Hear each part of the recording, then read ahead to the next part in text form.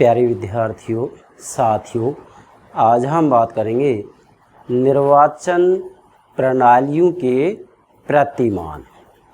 पिछली वीडियो में हमने आपको निर्वाचन प्रणालियों का अर्थ और परिभाषा, इन दोनों ही बातों को बेहतर तरीके से समझाया है। इसलिए निर्वाचन प्रणालियाँ किसे कहते हैं, मतलब इसका अर्थ और परिभाषा के लिए आप हमारी वीडियो को प्लेलिस्ट में देखिएगा। जब तक आप चाहे कोई भी अवधारणा क्यों ना हो, उसको व्यवस्थित रूप में, क्रमबद्ध रूप में समझना जरूरी है। निर्वाचन प्रणाली के प्रतिमान तभी समझ में आएंगे जबकि निर्वाचन प्रणालियाँ किसे कहते हैं, क्या कह रहा हूँ, निर्वाचन प्रणालियाँ किसे कहते हैं, ये आप समझ जाएंगे तो ही निर्वाचन प्रणाली के प्रतिमान समझ पाएंगे। इसलिए निर्वाचन प्रणालियों का अर्थ और परिभाषा के लिए आप हमारी प्लेलिस्ट में यह वीडियो देख सकते हैं। तो सर्वप्रथम मेरे प्राणों से प्यारे विद्यार्थियों, प्रतिदिन जो हम वीडियो क्लासेज अपलोड करते हैं, इसकी जानकारी आपको प्राप्त हो सके, इसके लिए हमारे YouTube चैनल को सब्सक्राइब अवश्य कीजिएगा। आशा करता हूँ आपने सब्सक्राइब कर दिया होगा। Thank you very much. चलिए, निर्वाचन प्रणालियों के प्रतिमान। आज हम केवल प्रतिमान की बात करेंगे। ध्यान दें, पूरी दुनिया में जितने भी राष्ट्र राज्य हैं, वास्तव में यदि गंभीरता से कहा जाए तो जितने भी राष्ट्र राज्य हैं उतने ही प्रकार की निर्वाचन प्रणाली के प्रतिमान भी हैं। ये बात पूर्णतः सत्य है, परंतु फिर भी विद्वानों ने प्रयास किया है कि पूरी दुनिया में मोटे मोटे रूप में, मुख्य रूप में 3 प्रकार की निर्वाचन प्रणालियों के प्रतिमान बताएं। मतलब निर्वाचन प्रणाली के 3 प्रतिमान बतलाए। कितने प्रतिमान? 3 प्रतिमान बताए हैं। इनके अंतर्गत ज़्यादातर राष्ट्र राज्यों की निर्वाचन प्रणालियां सम्मिलित हो जाती हैं। अब वो 3 प्रतिमान कौन कौन से हैं, ध्यान दीजिएगा। इसके लिए मैंने आपके लिए डायग्राम बनाया है। मेरे प्राणों से प्यारे विद्यार्थी, इसमें सब कुछ सम्मिलित हो जाता है। किसी भी प्रकार की प्रतियोगिता परीक्षा के अंतर्गत निर्वाचन प्रणाली के प्रतिमान के संदर्भ में कोई भी प्रश्न पूछा जाए, यदि आपने यह टॉपिक इस रूप में समझ लिया तो आपका आंसर गलत नहीं हो सकता। आप देखिएगा, ये मैंने आपके लिए डायग्राम बनाया है। तो विशेषकर सबसे पहले तो यहाँ नोट कीजिएगा कि निर्वाचन प्रणालियों के मुख्यतया या मोटे रूप में 3 प्रतिमान होते हैं। कितने प्रतिमान होते हैं? 3 प्रतिमान होते हैं। पहला प्रतिमान क्या है, पहले आप इसके नाम नोट कीजिएगा, उसके बाद में एक एक को समझाऊंगा मैं क्रमबद्ध रूप में। पहला है बहुमत प्रणालियां। पहला प्रतिमान कौन सा है? बहुमत प्रणालियां, नोट कीजिएगा। दूसरा प्रतिमान कौन सा है? निरपेक्ष, इसे पूर्ण भी कह सकते हैं, मतलब पूर्ण या निरपेक्ष बहुमत प्रणालियां। और तीसरा प्रतिमान कौन सा है? आनुपातिक प्रतिनिधित्व प्रणालियां। 3 प्रतिमान हो गए। आप ध्यान दें, यहां फिर मैंने दिखाया है अधिक आनुपातिक, कम आनुपातिक। मतलब यहाँ जो ये बहुमत प्रणालियां हैं, बहुमत प्रणालियां 3 प्रकार की हैं। इसमें वास्तविक रूप में जो आनुपातिकता का प्रतिशत होता है वो कम होता है, और जो आनुपातिक प्रतिनिधित्व प्रणालियां हैं इनमें वास्तविक रूप में आनुपातिकता का प्रतिशत बहुत अधिक होता है। क्यों? क्योंकि यहाँ वास्तविक रूप में जिस अनुपात में मत प्राप्त हुए हैं उसके हिसाब से ही वास्तविक रूप में स्थानों का वितरण किया जाता है, सीटों का वितरण किया जाता है, रिक्त पदों को भरा जाता है। ये बात आपको ध्यान में रखनी है। और ये जो पूर्ण बहुमत प्रणालियां हैं, ये कम आनुपातिक और अधिक आनुपातिक के बीच में है, मध्यम। इसको आप मध्यम आनुपातिक कह सकते हैं, मध्यम आनुपातिक कह सकते हैं। तो इस डायग्राम के माध्यम से चलेंगे अब हम। तो सबसे पहले लेते हैं बहुमत प्रणालियां। क्या? बहुमत प्रणालियां। आप देखिएगा मेरे प्यारे विद्यार्थियों, बहुमत प्रणालियां मुख्यतः 3 प्रकार की होती हैं। कौन कौन सी? बहुत्व या सामान्य बहुमत प्रणाली, नोट कीजिएगा, इसको बहुत्व भी कहते हैं, बहुत्व या सामान्य बहुमत प्रणाली में एक एक को समझाऊंगा, फिर कह रहा हूँ। दूसरा है सीमित मत प्रणाली और तीसरा है एकल असंक्रमणीय प्रणाली।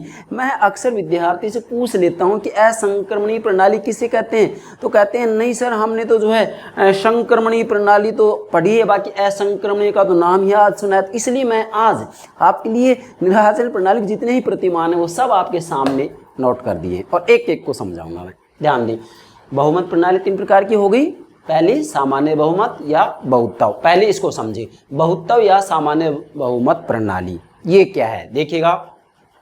इसके अंतर्गत वास्तविक रूप में चुनावों के अंतर्गत जिस उम्मीदवार को सबसे ज्यादा मत प्राप्त होता है उसे विजयी घोषित कर दिया जाता है, उसे विजयी घोषित कर दिया जाता है।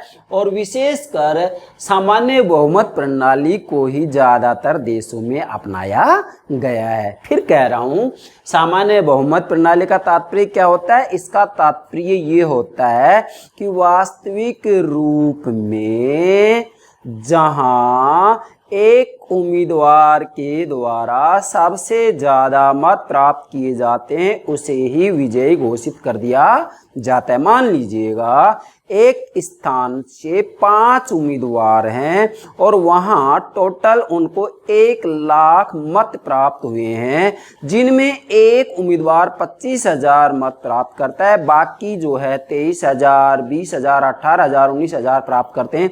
तो यहाँ पर विजयी कौन होगा? जिसको 25,000 मत मिले हैं। मतलब यहाँ पूर्ण बहुमत प्राप्त करने की आवश्यकता नहीं है, जिसको सबसे ज्यादा मत प्राप्त होते हैं उसे विजयी घोषित कर दिया जाता है। अब मैंने आपके लिए नोट भी किया है, ये देखिएगा यहाँ किस तरीके से समझना है। बहुमत प्रणालियों का पहला जो प्रकार होगा क्या होगा? बहुत्व या सामान्य बहुमत प्रणाली। ठीक इसके सामने मैंने तीर के निशान संकेत किया है, ये केवल सामान्य बहुमत प्रणाली के बारे में मुख्य मुख्य बातें मैंने नोट की हैं। क्या क्या नोट किए हैं देखिएगा। जैसे सबसे पहली बात तो यह है कि सामान्य बहुमत प्रणाली ब्रिटेन की देन है। हाँ, एग्जाम पूछा जा सकता है, किसकी देन है? ये ब्रिटेन की देन है। इसके बाद में ये भारत, अमेरिका, न्यूजीलैंड, श्रीलंका के अंतर्गत अपनाया गया है। और भी कितने देश है लेकिन महत्वपूर्ण, ठीक है। इसके बाद में फिर मैंने यहाँ एग्जाम्पल दिया कि जैसे 1 लाख मत एक स्थान से निर्वाचन क्षेत्र से हम देखें कि वहां 5 उम्मीदवार चुनाव लड़ रहे हैं और उनको टोटल 1 लाख मत प्राप्त होते हैं और इनके अंतर्गत वास्तविक रूप में सबसे ज्यादा मत एक उम्मीदवार मान लीजिएगा 25,000 मत प्राप्त कर लेता है, बाकी सब उससे नीचे हैं, तो फिर विजयी घोषित कौन हो गया? जिसको सबसे ज्यादा मत मिले, मतलब जिसको 25,000 मिले, बाकी 24,000, 23,000, 18,000, 15,000 का रेशियो है, तो जिसको सबसे ज्यादा मत प्राप्त होते विजयी घोषित कर दिया जाता है। इसे ही क्या कहते हैं? सामान्य बहुमत प्रणाली। मतलब इसमें पूर्ण बहुमत की आवश्यकता नहीं है, बल्कि जिसको सबसे ज्यादा मत प्राप्त होते उसे विजयी घोषित कर दिया जाता है। दूसरा सीमित मत प्रणाली, नोट कीजिएगा, सीमित मत प्रणाली। आप देखिए सीमित मत प्रणाली, अब ठीक इसके सामने मैंने नोट किया ये सीमित मत प्रणाली, यहां नोट किया मैंने महत्वपूर्ण बातें तो समझे। सीमित मत प्रणाली ये एग्जाम की दृष्टि महत्वपूर्ण है क्या? कि सीमित मत प्रणाली सबसे पहले बात तो केवल मैक्सिको में अपनाएगी, पूरी दुनिया में ही केवल मैक्सिको ऐसा देश है जिसमें सीमित मत प्रणाली अपनाएगी। सीमित मत प्रणाली किसका प्रकार है? बहुमत प्रणाली का। बहुमत प्रणाली 3 प्रकार हो गए ना, तो सीमित मत प्रणाली केवल मैक्सिको में अपनाई गई है। अब सीमित मत प्रणाली का प्रयोग सबसे पहले ध्यान रखेंगे कि एक सदस्य निर्वाचन क्षेत्र में होगा या बहुसदस्य निर्वाचन क्षेत्र में? बहुसदस्य निर्वाचन क्षेत्र में। मतलब एक निर्वाचन क्षेत्र से एक से अधिक सदस्य चुनने हो, एक से अधिक सदस्य चुनने हो, ये जरूरी है। मतलब सीमित मत प्रणाली के लिए बहुसदस्य निर्वाचन क्षेत्र होना निहायत जरूरी है। अगली बात, अब इसको एग्जाम्पल समझेंगे कि कैसे इसका प्रयोग किया जाता है। मैंने लिखा जैसे मान लीजिएगा एक स्थान से 4 प्रतिनिधि चुने जाने हैं, मतलब 4 स्थान हैं एक निर्वाचन क्षेत्र से। मान लीजिएगा हम कहेंगे कि 4 स्थान है, जैसे बहुसदस्यीय मतलब एक निर्वाचन क्षेत्र से एक से अधिक सदस्य चुनने हैं, तो आप चाहे तो 4 मान ले, 5 मान ले, 6 मान ले, 4 प्रतिनिधि चुने जाने हैं। अब क्या होगा? प्रत्येक राजनीतिक दल 3 स्थानों पर उम्मीदवार खड़ा करेगा। 3 स्थानों पर, एक को छोड़ दिया जाएगा। 4 स्थान है ना, तो 3 के लिए प्रत्येक राजनीतिक दल 3 स्थानों पर उम्मीदवार खड़ा करेगा और प्रत्येक मतदाता को 3 मत देने का अधिकार होगा। 3 मत दे सकता है प्रत्येक मतदाता। अब इसमें वास्तविक रूप में जो चौथा है ना, 3 के लिए तो है, चौथा जो होता है वो अल्पमत वाले दल को वो सीट दे दी जाती है। बाकी 3 स्थानों पर जो उम्मीदवार खड़े गए हैं ये वास्तविक रूप में जो है सामान्य बहुमत प्राप्त कर लेंगे और इनको विजयी घोषित कर दिया जाएगा। तो ऐसी व्यवस्था जहां पर की जाती है उसे सीमित मत प्रणाली कहती है, केवल मैक्सिको के अंतर्गत, नोट कीजिएगा। तीसरा क्या है? एकल असंक्रमणीय प्रणाली। एकल असंक्रमणीय प्रणाली, आप ध्यान दें मेरे भाई, एकल असंक्रमणीय प्रणाली सबसे पहले तो देखेंगे कि ये किसका प्रकार है? बहुमत प्रणाली का। किसका है? बहुमत प्रणाली का तीसरा प्रकार है। अब यहाँ क्या समझेंगे आप? यहाँ वास्तविक रूप में जो सीमित मत प्रणाली है ना, एकल असंक्रमणीय प्रणाली इसी की तरह है, बस एक अंतर है। अंतर क्या है कि यहाँ वास्तविक रूप में जो मतदाता होते हैं उन मतदाता को एक से अधिक मत देने का अधिकार होता है, जबकि यहाँ पर मतदाता का एक मत होता है। किसमें?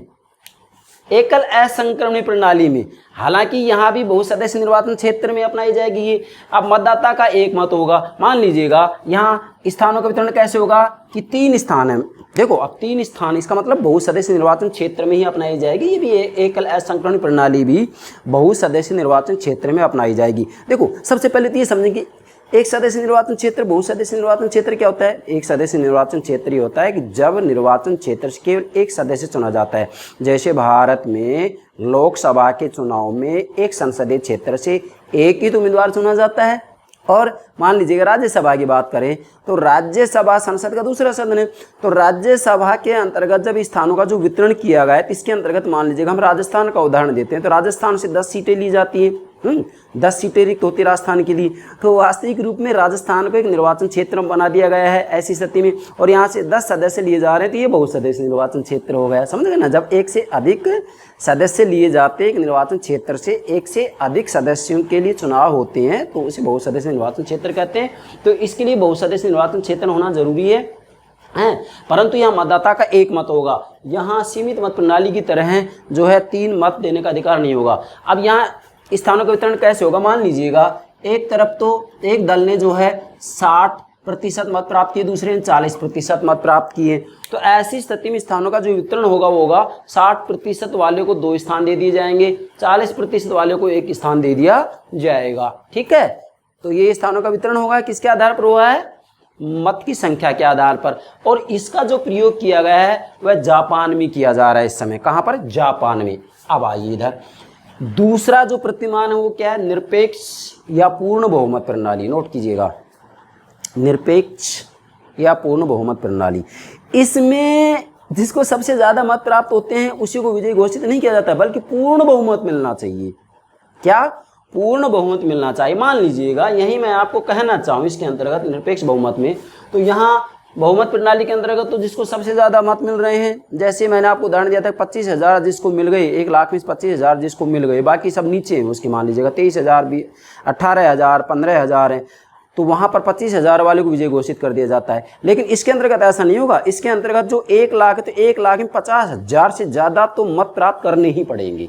ठीक है, तो इसमें पूर्ण या निरपेक्ष बहुमत प्रणाली के 2 प्रकार बताए हैं। कौन कौन से? द्वितीय मतदान प्रणाली और वैकल्पिक मत प्रणाली। ध्यान दीजिएगा, द्वितीय मतदान प्रणाली, वैकल्पिक मत प्रणाली। तो द्वितीय मतदान प्रणाली क्या है? द्वितीय मतदान प्रणाली क्या है? ध्यान दीजिएगा, इसमें वास्तविक रूप में 2 बार मतदान होता है। मतलब जब तक पूर्ण बहुमत प्राप्त नहीं होगा तब तक वास्तविक रूप में चुनाव होते रहेंगे। कैसे? मान लीजिएगा पहली बार चुनाव हुआ और उसमें किसी को भी जो है स्पष्ट बहुमत नहीं मिला, तो ऐसी स्थिति में जिसको सबसे कम मत प्राप्त होते हैं उस उम्मीदवार को जो है वहां से निकाल दिया जाता है, लिस्ट में से निकाल दिया जाता है, सूची में से नाम हटा दिया जाता है। और उसके बाद में दोबारा से चुनाव होते हैं। मतलब जिनको सबसे ज़्यादा मत प्राप्त होते हैं उनके दोबारा से मतदान कराए जाते हैं और उसके बाद में जिसको पूर्ण बहुमत प्राप्त हो जाता है उसको विजय घोषित कर दिया जाता है। तो सबसे पहली बात तो इसमें 2 बार मतदान होता है और इसका प्रयोग फ्रांस में चौथे गणतंत्र के अंतर्गत किया गया है। चौथे गणतंत्र मतलब 5वां जो गणतंत्र, 5वां जो संविधान है 1958 के अंतर्गत लागू किया गया है। तो फ्रांस के चौथे गणतंत्र के अंतर्गत इसका प्रयोग किया गया और वर्तमान में 1968 के बाद फ्रांस के राष्ट्रपति के चुनाव में इसका प्रयोग किया जाता है, द्वितीय मतदान प्रणाली का। और इस द्वितीय मतदान प्रणाली का एक दूसरा नाम और है रन ऑफ व्यवस्था। एग्जाम पूछा जाता है, रन ऑफ व्यवस्था भी इसे कहते हैं। किसको? द्वितीय मतदान प्रणाली को रन ऑफ व्यवस्था भी कहते हैं, नोट कीजिएगा। तो इसका प्रयोग विशेषकर कहाँ किया जाता है? फ्रांस के अंतर्गत। चलिए, पूर्ण बहुमत या निरपेक्ष बहुमत प्रणाली का दूसरा प्रकार है वैकल्पिक मत प्रणाली। नाम से स्पष्ट हो रहा है, वैकल्पिक मत प्रणाली। ध्यान दीजिएगा, वैकल्पिक मत प्रणाली को पसंदगी मत व्यवस्था भी कहते हैं, नोट कीजिएगा। पसंदगी मत व्यवस्था भी कहते हैं, इसको रन ऑफ व्यवस्था भी कहते हैं। ठीक है, ये द्वितीय मतदान प्रणाली को रन ऑफ व्यवस्था कहते हैं, इसको पसंदगी मत व्यवस्था भी कहते हैं। इसमें क्या होता है? एक सदस्य निर्वाचन क्षेत्र होता है। देखो, इसकी जानकारी होना जरूरी है। एक सदस्य निर्वाचन क्षेत्र होगा, मतलब एक निर्वाचन क्षेत्र से एक सदस्य ही चुना जाएगा। एक सदस्य निर्वाचन क्षेत्र होगा और इसके अंतर्गत वास्तविक रूप में जो मतदाता होते हैं वो मतदाता अपनी पसंद व्यक्त करते हैं उम्मीदवार के लिए। मान लीजिएगा हम यहाँ कहें कि पहला उम्मीदवार है, पहले उम्मीदवार को मान लीजिएगा मेरी पहली पसंद है तो मैंने पहली पसंद दे दी। दूसरा उम्मीदवार है उसको दूसरी पसंद, तीसरा है उसको तीसरी पसंद। तो यहाँ पर पसंद व्यक्त करता है मतदाता, और इसका प्रयोग विशेषकर फ्रांस, भारत में राष्ट्रपति के चुनाव में किया जाता है। इसकी ज़्यादातर को जानकारी, इसलिए मैं यहाँ ज़्यादा व्याख्या नहीं करूँगा। इसके बाद में इसका तीसरा जो प्रतिमान है, तीसरा प्रतिमान है आनुपातिक प्रतिनिधित्व प्रणालियाँ। ध्यान दीजिएगा, आनुपातिक प्रतिनिधित्व प्रणालियाँ ये वास्तविक रूप में जिस अनुपात के हिसाब से मत का प्रतिशत प्राप्त होता है उसी ही हिसाब से, उसी अनुपात के हिसाब से स्थानों का वितरण किया जाता है, सीटों का वितरण किया जाता है। यहाँ आनुपातिक प्रतिनिधित्व प्रणाली के 3 प्रकार बताए हैं। एक है एकत्रीभूत प्रणाली, दूसरी है सूची प्रणाली। सूची प्रणाली के 3 प्रकार हैं, और तीसरा है एकल संक्रमणी मत प्रणाली। ध्यान दीजिएगा, आनुपातिक प्रतिनिधित्व प्रणाली के 3 प्रकार हैं। एकत्रीभूत प्रणाली, नोट कीजिएगा, एकत्रीभूत प्रणाली। दूसरा है सूची प्रणाली। सूची प्रणाली के 3 प्रकार हैं। 5% धारा प्रणाली, दूसरा अधिकतम शेषफल प्रणाली, तीसरा उच्चतम औसत प्रणाली। इसलिए मैंने यहाँ पर ये सूची प्रणाली लिख दी है और ये कंप्लीट यहाँ दर्शा दिया है। ठीक है, ये सूची प्रणाली इधर। ठीक है, सूची प्रणाली 3 प्रकार की होगी। वैसे तो मैंने यहाँ अनुपातिक प्रणाली का ये अलग से डायग्राम बनाया है। अब इसमें एकत्रीभूत प्रणाली तो अलग हो गई, इसके बाद में सूची प्रणाली के 3 प्रकार हो गए, और इसका तीसरा प्रकार है एकल संक्रमणी मत प्रणाली। अब इन तीनों को हम क्रम से समझते हैं। आनुपातिक प्रतिनिधित्व प्रणाली का पहला प्रकार है एकत्रीभूत प्रणाली। जैसा कि नाम से स्पष्ट हो रहा है कि यहाँ पर किसी न किसी रूप में जो है मत की संख्या को इकट्ठा किया जाता है। एकत्रीभूत प्रणाली, अब ध्यान दीजिएगा, सबसे पहले तो ये एक सदस्य निर्वाचन क्षेत्र होना चाहिए, इसके लिए बहुसदस्य निर्वाचन क्षेत्र। ध्यान दें, एकत्रीभूत प्रणाली के लिए बहुसदस्य निर्वाचन क्षेत्र जरूरी है। मतलब एक निर्वाचन क्षेत्र से एक से अधिक सदस्यों को चुनाव के लिए प्रस्तुत किया जाएगा, और वहाँ पर जो स्थान होंगे, जो सीटें होंगी वो एक से अधिक होंगी। मतलब वहाँ एक निर्वाचन क्षेत्र में जब एक से अधिक सीटों या स्थानों के लिए चुनाव होता है तो उसे बहुसदस्य निर्वाचन क्षेत्र कहते हैं। तो बहुसदस्य निर्वाचन क्षेत्र जरूरी है इसके अंतर्गत। अब इसमें कैसे होगा, मैं उदाहरण दे रहा हूँ। जैसे मान लीजिएगा 4 स्थान है भाई, एक निर्वाचन क्षेत्र से 4 सीटें हैं, 4 स्थानों के लिए चुनाव हो रहा है। अब इसमें क्या होगा कि जो मतदाता होता है, प्रत्येक मतदाता को 4 मत प्राप्त होते हैं।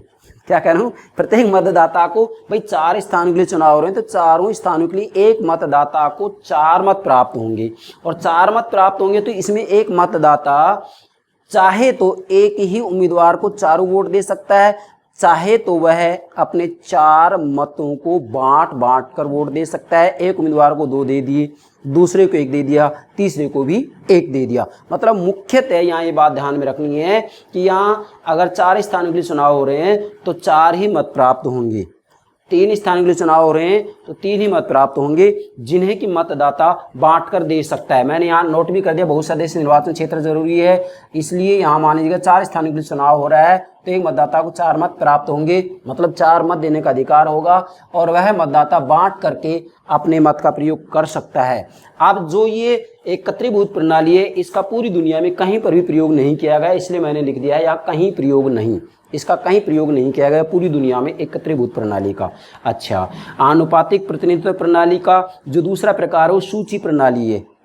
क्या है? लिस्ट सिस्टम, सूची प्रणाली। नाप नाम से स्पष्ट हो रहा है। सूची प्रणाली, सूची प्रणाली के 3 प्रकार हैं, 5% धारा प्रणाली, अधिकतम शेषफल प्रणाली और उच्चतम औसत प्रणाली। मैं तीनों को समझाऊंगा। तो सबसे पहले तो ध्यान देंगे कि सूची प्रणाली के अंतर्गत वास्तविक रूप में एक उम्मीदवार व्यक्तिगत रूप में चुनाव नहीं लड़ता है, बल्कि वास्तविक रूप में राजनीतिक दलों की अपनी सूचियां होती हैं और राजनीतिक दल अपनी सूचियों को प्रस्तुत करते हैं और उन सूचियों को ही मतदाता मत देते हैं। उन सूची को, लिस्ट को, उस लिस्ट में जितने भी नाम हैं, अब वो एक अलग बात है कि एक मतदाता को किस राजनीतिक दल की जो है सूची पसंद आती है उसको ही अपना मत देगा। व्यक्तिगत रूप में यहाँ उम्मीदवार चुनाव नहीं लड़ता है, बल्कि राजनीतिक दल की अपनी सूचियां होती हैं, उन सूचियों को ही मतदाता के द्वारा मत दिया जाता है, इसलिए इसे सूची प्रणाली कहा जाता है। तो मैंने नोट भी कर दिया, यहाँ ध्यान दीजिएगा। सूची प्रणाली क्या, राजनीतिक दल की सूचियां चुनाव मैदान में होती हैं, एक व्यक्ति व्यक्तिगत रूप में चुनाव नहीं लड़ता है और एक सूची को मत देना है, मतलब एक मतदाता एक सूची को मत देगा। किसको? एक लिस्ट के अंतर्गत जो नाम होंगे, अलग अलग राजनीतिक दल हैं, तो उसके अंतर्गत मतदाता को जो सी भी सूची पसंद आती है उसको मत देगा। तो ये सूची प्रणाली कहेंगे इसको। अब इसमें पहला क्या है? 5% धारा प्रणाली। सूची प्रणाली का पहला प्रकार है 5% धारा प्रणाली। मेरे प्यारे विद्यार्थियों, समझना है, मैं औपचारिकता नहीं निभा रहा हूँ, मैं ये सारी प्रणालियाँ समझाना चाह रहा हूँ, आपको ये प्रतिमान समझाना चाह रहा हूँ मेरे भाई। ये समझ जाते हैं तो शेष बचेगा नहीं कुछ। 5% धारा प्रणाली, सूची प्रणाली का पहला प्रकार है 5% धारा प्रणाली। इसका मतलब क्या है? इसका मतलब ये है कि राजनीतिक दलों की जो सूचियां होती हैं, मान लीजिएगा 7 राजनीतिक दल है, 5 राजनीतिक दल हैं, तो सभी राजनीतिक दलों ने अपने अपने उम्मीदवारों के नामों की सूची बना दी है।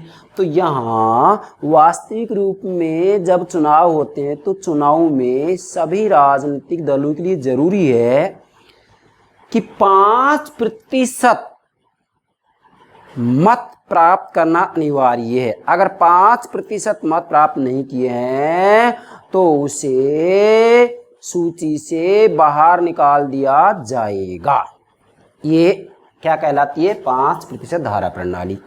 दूसरा क्या है सूची प्रणाली का प्रकार? अधिकतम शेषफल प्रणाली। नाम से स्पष्ट हो रहा है अधिकतम शेषफल प्रणाली कि भाई वास्तविक रूप में जब स्थानों का वितरण किया जाता है तो यहाँ पर जिसका शेषफल सबसे ज़्यादा होता है उसको स्थानों का वितरण कर दिया जाता है। उसके बाद में दूसरा स्थान जिसको होता है दूसरे स्थान की सीट दे दी जाती है, तीसरा स्थान जिसका होता है उसको तीसरी सीट दे दी जाती है। अधिकतम शेषफल प्रणाली, इसके लिए मैंने देखो यहाँ ये अधिकतम 5% धारा प्रणाली, मतलब कम से कम 5% धारा प्रणाली, ये तो मैंने यहाँ संकेत दे दिया है, ये लिख दिया है 5% अनिवार्य थे प्राप्त करने होंगे। सूची प्रणाली किसे कहते हैं ये मैंने यहाँ दर्शा दिया है।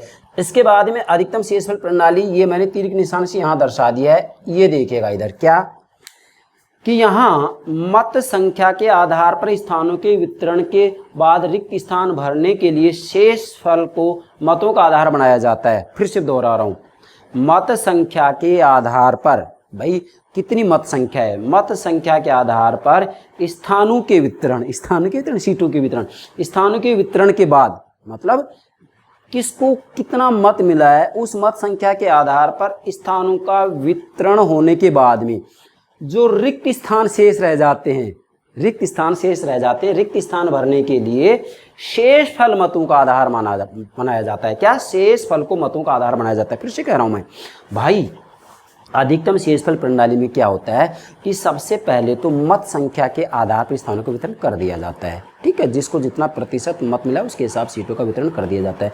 अब उसके बाद में रिक्त स्थान शेष रह जाता है, तो रिक्त स्थान भरने के लिए शेषफल मतों को आधार माना जाता है। क्या कह रहा हूँ? शेषफल को मतों का आधार माना जाता है। फिर कह रहा हूँ शेषफल को, जो शेष बचा ये भी मैं समझाऊंगा, शेषफल को मतों का आधार बनाया जाता है। कैसे? जैसे मान लीजिएगा यहाँ कोई भी दल हो, कोई भी नाम रखिएगा, पूरी दुनिया की बात कर रहे हैं हम यहाँ। जैसे एक राजनीतिक दल को 9,885 मत प्राप्त हुए। देखो यहाँ पर सूची होगी पूरी राजनीतिक दल की, पहले कह चुका हूँ सूची प्रणाली का अध्ययन कर रहे हैं हम यहाँ। तो जैसे एक राजनीतिक दल को 9,885 प्राप्त हुई, दूसरे को 7,995, तीसरे को 2,120 है। अब मान लीजिएगा यहाँ मैंने 3 का उदाहरण दिया है। अब इसमें क्या होगा कि यहाँ इनको जो स्थानों का वितरण होगा वह क्रमशः इस मत संख्या के आधार पर होगा। कैसे होगा? अब यहाँ प्राप्त स्थान क्रमशः 49 सीटें इसको प्राप्त होंगी, 49, 39 और 20 सीटें इसको प्राप्त होगी, मतलब लास्ट वाले को। अब यहाँ विशेषकर क्या होगा कि इनकी संख्या का शेषफल देखा जाएगा। अब मान लीजिएगा शेषफल है यहाँ 85, उसके बाद में 195 और 120, तो यहाँ शेषफल 195 सबसे ज़्यादा है, तो सबसे पहले इसको एक स्थान दे दिया जाएगा, उसके बाद में 120 वाले को, और उसके बाद में 85 मत संख्या वाले, मतलब जिसका शेषफल बचा है 85, उसको जो है स्थानों का वितरण कर दिया जाएगा। ये बात आपको ध्यान में रखनी है। तो कहने का भावार्थ ये है, हालांकि विशेषकर ये एग्जाम में अक्सर नहीं पूछी जाती है, कौन सा अधिकतम शेषफल प्रणाली, इसका सीधा सा अभिप्राय ये है कि जिसका शेषफल सबसे ज़्यादा होता है उसको सबसे पहले स्थान दे दिया जाता है, उसके बाद में फिर शेष रहता है तो दूसरे वाले को दे दिया जाता है, फिर भी शेष रहते ही सीट तो तीसरे वाले को दे दिया जाता है। अगर प्रथम से ही रिक्त स्थान पूरा हो जाता है तो आगे बढ़ने की कोई आवश्यकता नहीं है। इसके बाद में सूची प्रणाली का जो ये अगला प्रकार है वो क्या है? उच्चतम औसत प्रणाली, मतलब तीसरा प्रकार उच्चतम औसत प्रणाली। अब ध्यान दीजिएगा, उच्चतम औसत नाम से स्पष्ट हो रहा है उच्चतम औसत प्रणाली, ये यहाँ मैंने दिखा दिया है, ये तीर के निशान से इधर आइएगा, इसके अंतर्गत है ये उच्चतम औसत प्रणाली को दूसरा नाम दिया गया है डी हॉन्डेट प्रणाली भी कहते हैं, इसको नोट कीजिएगा। उच्चतम औसत प्रणाली को डी हॉन्डेट प्रणाली भी कहते हैं। अब इसमें स्थानों का वितरण कैसे होता है? मान लीजिएगा सबसे पहली बात तो ये है कि बहुसदस्य निर्वाचन क्षेत्र होना जरूरी है इसके लिए, उच्चतम औसत प्रणाली के लिए।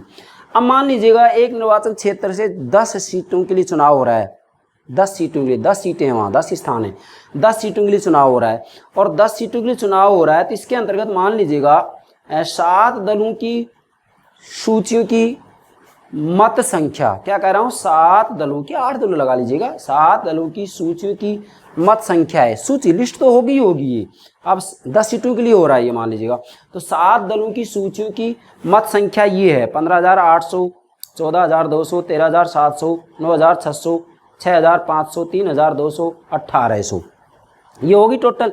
अब इनकी टोटल मत संख्या कितनी आ रही है? 64,800। अब इसमें स्थानों का वितरण कैसे होगा? 64,800 टोटल मत संख्या आ गई। अब यहाँ कितनी सीटों के लिए चुनाव हो रहा है? 10 सीटों के लिए, तो 64,800 में 10 का भाग दे दिया जाएगा, तो यहाँ पर ये मत का मूल्य कितना आ गया? 6,480। तो 6,480 के हिसाब सीटों का वितरण होगा। कैसे होगा? यहाँ 8 स्थान वितरित कर दिए जाएंगे इसके हिसाब से। कैसे होंगे? मान लीजिएगा यहाँ 6,440 हैं, तो देखिएगा 15,800 वाले को 2 सीटें मिलेंगी, इसको भी 2 सीटें मिलेंगी। इसके बाद में यहाँ बढ़िएगा भाई 2 सीटें होगी, 2, 2, 4, उसके बाद में यहाँ पर जो है 2 सीटें हो जाएंगी फिर, ठीक है, यहाँ पर भी 2 सीटें होंगी, 2, 2, 4, 2, 6, इसको कितनी सीटें मिलेंगी? 1, 7, इसको कितनी मिलेंगी? 1 सीट मिल जाएगी, इसको 8 सीटें हो गई। आप इसके हिसाब से देखिएगा 6,480 पर 1 सीट होगी, तो ये 8 सीटें वितरित होगी। इसके बाद में अब 2 सीटें शेष रह जाती है, तो 2 सीटें कैसे भरी जाएंगी कि 8 स्थान तो वितरित कर दिए गए। क्या 8 स्थान, ये 6 नहीं है, 8 स्थान तो वितरित कर दिए गए हैं। भाई सीधी सी बात है, 6,480 मत के ऊपर 1 सीट दी जा रही है, तो यहाँ 15,800 को 2 मिल गई ना, आप जोड़ दीजिएगा, हैं 14,200 वाले को 2 मिल गई, 2 सीटें, 2 सीटें, इसके बाद में इसको भी 2 सीटें मिल गई, 6, 1 सीट इसको मिल गई, 1 सीट इसको मिल गई, 8 सीटें हो गई। तो 8 स्थान तो वितरित हो गए, बच गए 2। अब जो 2 स्थान शेष हैं, इन 2 को उच्चतम औसत के आधार पर वितरित किया जाएगा। किसके आधार पर? उच्चतम औसत के आधार पर वितरित किया जाएगा। क्या कह रहा हूं? उच्चतम औसत के आधार पर वितरित किया जाएगा। यह बात आपको ध्यान में रखनी है। क्या कह रहा हूं? उच्चतम औसत के आधार पर वितरित कर दिया जाएगा। तो ये बात क्लियर हो गई, कौन सी? उच्चतम औसत प्रणाली, ठीक है। अब इधर आइएगा, अंतिम जो ये आनुपातिक प्रतिनिधित्व प्रणाली का तीसरा प्रकार है एकल संक्रमणीय मत प्रणाली। इसको समझाते हैं। क्या? एकल संक्रमणीय मत प्रणाली। भाई आनुपातिक प्रतिनिधित्व प्रणाली के 3 प्रकार हैं, बार बार क्या समझना है, इसमें भ्रमित मत होना। आनुपातिक प्रतिनिधित्व प्रणाली के 3 प्रकार होते हैं, मतलब यहाँ अनुपात के हिसाब से स्थानों का वितरण किया जाता है। तो पहला तो क्या है? एकत्रीभूत प्रणाली, जो कि पूरी दुनिया में कहीं नहीं अपनाई गई है। दूसरा क्या है? सूची प्रणाली है। सूची प्रणाली के 3 प्रकार है, 5% धारा प्रणाली, दूसरा अधिकतम शेष प्रणाली और तीसरा उच्चतम औसत प्रणाली। इसी तरीके से नोट कीजिएगा आप। सूची प्रणाली के 3 प्रकार हो गए, मैंने समझा दिया। और आनुपातिक प्रतिनिधित्व प्रणाली का तीसरा प्रकार है एकल संक्रमणीय मत प्रणाली। ध्यान दीजिएगा, एकल संक्रमणीय मत प्रणाली, नाम से स्पष्ट हो रहा है एकल संक्रमणीय मत प्रणाली, मतलब इसके अंतर्गत जो है पसंदों का संक्रमण किया जा रहा है। कैसे? एकल संक्रमणीय मत प्रणाली को मैंने यहाँ समझाया है, ये नोट कर दिया इधर। क्या? सबसे पहली बात तो एकल संक्रमणीय मत प्रणाली के लिए बहुसदस्यीय निर्वाचन क्षेत्र होना जरूरी है। देखो ये बात बहुत जरूरी ध्यान रखनी, बहुसदस्यीय निर्वाचन क्षेत्र होना जरूरी है। मतलब एक निर्वाचन क्षेत्र से एक से अधिक सदस्यों के लिए चुनाव होने चाहिए। मतलब एक निर्वाचन क्षेत्र से एक से अधिक स्थानीय सीटें होना जरूरी है। एक सदस्य निर्वाचन क्षेत्र में इसका प्रयोग नहीं हो सकता है, बहुत सदस्य निर्वाचन क्षेत्र में इसका प्रयोग होगा। पहली बात तो आगे वास्तविक रूप में इसको समझने के लिए आप ध्यान देंगे, मान लीजिएगा यहाँ 5 स्थानों के लिए चुनाव हो रहे हैं, भाई एक से अधिक हो गए ना, 5 स्थानों के लिए चुनाव हो रहे हैं और 10 उम्मीदवार चुनाव लड़ रहे हैं, 10 उम्मीदवार चुनाव लड़ रहे हैं, तो 5 के आगे ये पसंद व्यक्त करेंगे मतदाता। मतलब 10 उम्मीदवार हैं, 5 स्थानों के लिए चुनाव हो रहे हैं, तो एक मतदाता 5 उम्मीदवारों के आगे अपनी पसंद व्यक्त कर सकता है। मैंने यहाँ नोट कर दिया, 5 के आगे पसंद व्यक्त करेगा मतदाता। भाई पहली पसंद है कि दूसरी है, तीसरी है, चौथी है, पांचवी। अब यहाँ इनकी मत की संख्या निकालने के लिए 2 सूत्र दिए गए हैं। मत की संख्या निकालने के लिए 2 सूत्र दिए गए हैं। पहला तो क्या है, आनुपातिक प्रतिनिधित्व के प्रवर्तक हेयर के द्वारा दिया गया है। क्या? आनुपातिक प्रतिनिधित्व के प्रवर्तक हेयर के द्वारा दिया गया है, जिसका कि प्रयोग 1855 में एंड्रे ने डेनमार्क में किया था। किसने? 1855 में एंड्रे ने डेनमार्क में लागू किया था, जिसे कि एंड्रे प्रणाली कहते हैं। इसका प्रयोग कैसे होगा? इसमें मान लीजिएगा टोटल मत संख्या प्राप्त हुई 88,000 और यहाँ पर जो है उम्मीदवार 10 हैं, तो 88,000 में 10 का भाग दे दिया जाएगा, तो ये 8800 की संख्या मत मूल्य होगी। मतलब एक स्थान के लिए जिस उम्मीदवार को 8800 मत प्राप्त हो गए उसको एक स्थान दे दिया जाएगा। मतलब 8800 मत प्राप्त करना अति आवश्यक है। तो एक तो ये एंड्रे प्रणाली होगी। क्या कहते हैं इसको? एंड्रे प्रणाली, जिसका प्रयोग डेनमार्क में सबसे पहले किया गया था, एग्जाम पूछा जाता है।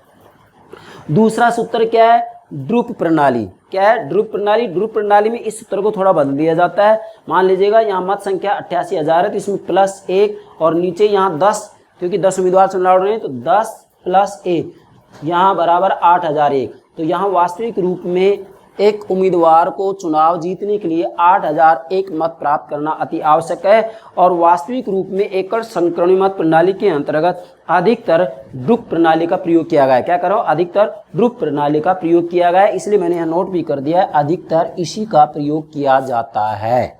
तो ये हो गए आपके निर्वाचन प्रणालियों के 3 प्रतिमान।